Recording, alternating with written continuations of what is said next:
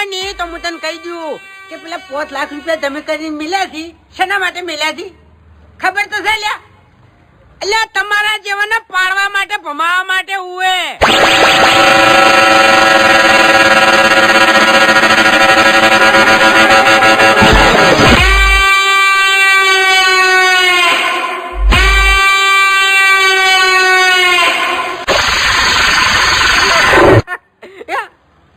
તો ભાઈ તાણી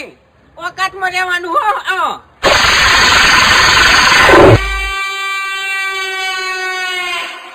એટલે તને ખબર ના હોય ને તો હું તને કહી દઉં